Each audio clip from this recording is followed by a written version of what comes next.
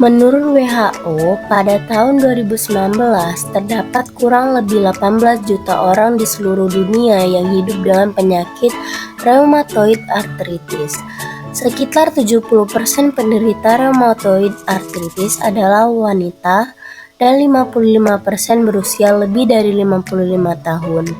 Kata artritis berasal dari dua kata Yunani, pertama arthron yang berarti sendi, kedua itis yang berarti peradangan. Secara harfiah, artritis berarti radang sendi, sedangkan rheumatoid arthritis adalah suatu penyakit autoimun di mana persendian, biasanya sendi tangan dan kaki mengalami peradangan sehingga terjadi pembekakan nyeri dan seringkali akhirnya menyebabkan kerusakan bagian dalam sendi.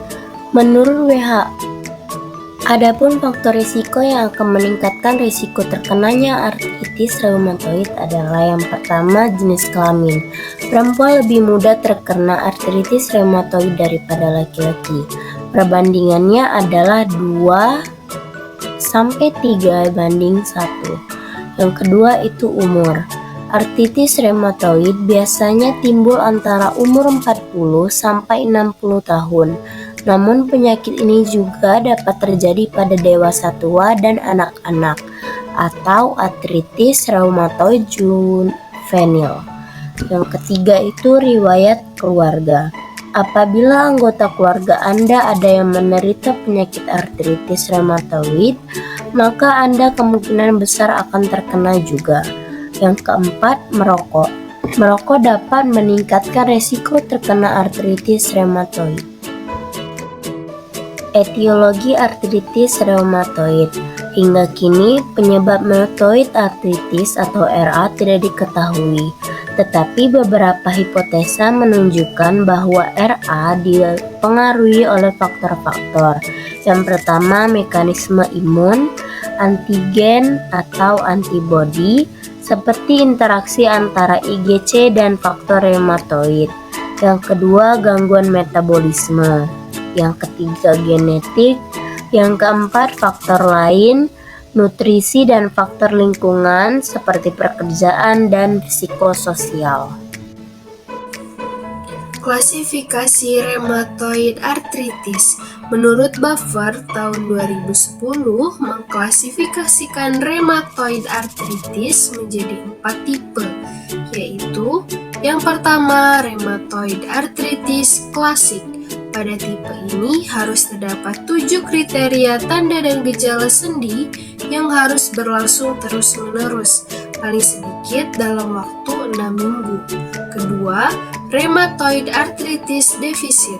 Pada tipe ini harus terdapat 5 kriteria tanda dan gejala sendi yang harus berlangsung terus-menerus, paling sedikit dalam waktu 6 minggu.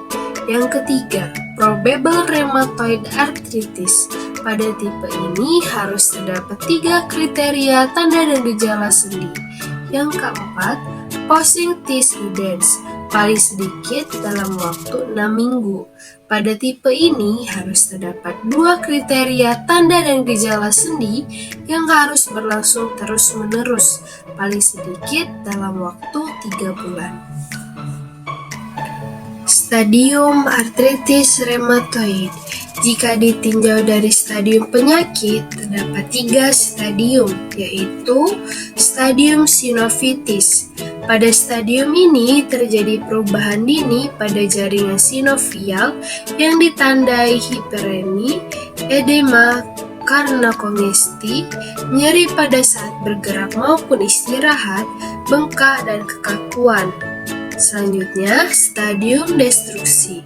Pada stadium ini, selain terjadi kerusakan pada jaringan sinovial, terjadi juga pada jaringan sekitarnya yang ditandai adanya kontraksi tendon.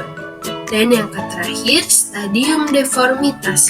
Pada stadium ini terjadi perubahan secara progresif dan berulang kali, deformitas dan gangguan fungsi secara menetap. Fisiologi rheumatoid arthritis. Pada rheumatoid arthritis, reaksi autoimun yang dijelaskan sebelumnya terutama terjadi dalam jaringan sinoval. Proses fagositosis menghasilkan enzim-enzim dalam sendi. Enzim-enzim tersebut akan memecah kolagen sehingga terjadi edema, proliferasi membran sinovial, dan akhirnya pembentukan panus. Panus akan menghancurkan tulang rawan dan menimbulkan erosi tulang. Akibatnya adalah menghilangnya permukaan sendi yang akan mengganggu gerak sendi. Otot akan turut terkena karena serabut otot akan mengalami perubahan degeneratif dengan menghilangnya elastisitas otot dan kekuatan kontraksi otot. Tanda dan gejala artritis reumatoid. Pasien-pasien yang mengalami penyakit RA akan menunjukkan tanda dan gejala seperti yang pertama ada nyeri persendian, kemudian ada bengkak atau rheumatoid nodule, kemudian yang ketiga ada kekakuan pada sendi, kemudian ada terbatasnya pergerakan, sendi-sendi terasa panas, demam atau bisa disebut pireksia, kemudian pasien juga biasanya mengalami anemia, bahkan berat badan menurun. Pengobatan reumatoid arthritis. Pengobatan reumatoid arthritis harus terus dilakukan untuk meringankan gejala bagi banyak orang yang menderita penyakit reumatoid arthritis, sehingga dengan hal ini dapat meningkatkan kualitas hidup mereka. Ada beberapa hal pengobatan yang bisa dipilih. Yang pertama yaitu dengan menggunakan obat-obatan. Obat-obatan ini digunakan untuk mengurangi peradangan, nyeri, dan pembengkakan pada penderita reumatoid arthritis. Selanjutnya yaitu dengan terapi fisik dan terapi okupasi. Yang ketiga yaitu dengan operasi. Yang keempat pemantauan rutin dan perawatan berkelanjutan. Dan yang terakhir yaitu bisa dilakukan dengan terapi komplementer. Komplikasi pada pasien reumatoid arthritis. Pada pasien reumatoid arthritis sering terjadi beberapa komplikasi. Di antaranya yang pertama yaitu dapat menimbulkan adanya perubahan pada jaringan lain seperti adanya proses granulasi di bawah kulit yang biasanya sering disebut juga dengan sukutan nodul. Kemudian yang kedua, pada otot dapat terjadi miosis yaitu proses granulasi jaringan otot. Kemudian yang ketiga, pada pembuluh darah sering terjadi tromboemboli.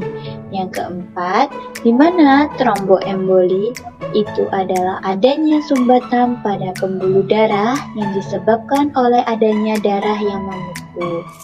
Kemudian yang kelima, terjadinya splenomegali. Dan yang keenam, splenomegali. Splenomegali ini merupakan pembesaran jaringan limfa, di mana jika limfa membesar, kemampuannya untuk menyebabkan berkurangnya jumlah sel darah putih dan trombosit dalam sirkulasi menangkap dan menyimpan sel-sel darah akan meningkat.